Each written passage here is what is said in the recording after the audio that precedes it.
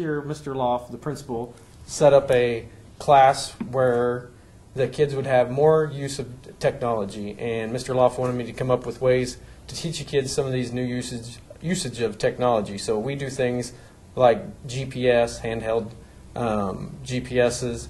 We do Twitter. We Skype with Miss Miller.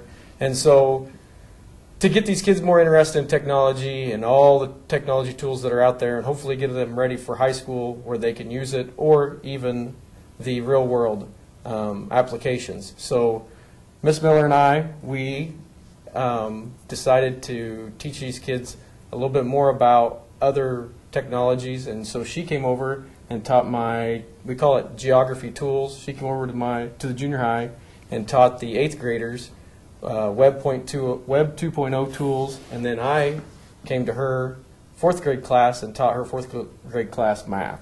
Mm-hmm. And it worked out very well for us, and the 8th graders really enjoyed it, and she can explain some of the tools that she used with the 8th graders.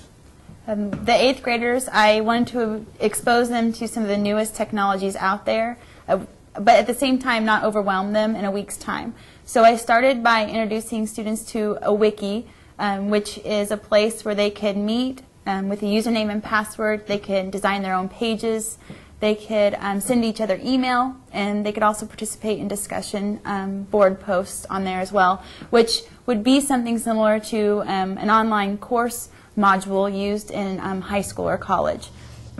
I also asked them to create their own avatars to welcome visitors to their wiki pages, and so they did this using Voki.com.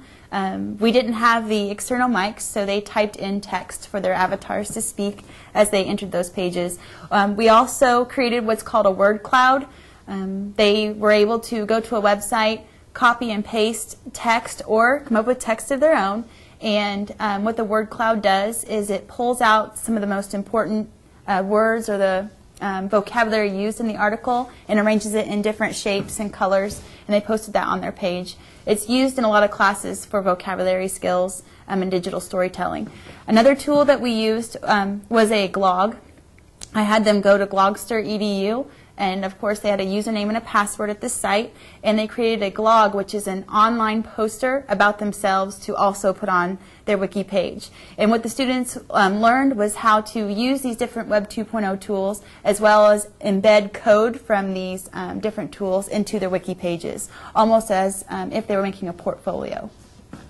What was really cool when I came back to class on Monday, Ms. Miller said that not all the kids were completely finished, and there's some that were, and all kids are going to work at a different pace. So I told the kids I'd give them 2 more days, and the kids that were already done, I told them, I said, hey, help the other kids out, help me out here, because I was gone for a week too, and I said, teach the other kids, and I said, teach me as well. And so the kids that was already done, they jumped right in and were excited to help out the other kids that were struggling with some of the technologies, and it was really good for the whole classroom to be exposed to some of these new technologies. And what I learned too is how much how much instruction other kids need. I'm used to working with 4th graders, and it was a good experience for me to see how 8th graders would use this technology. What I did was approached it the same way I would with 4th graders.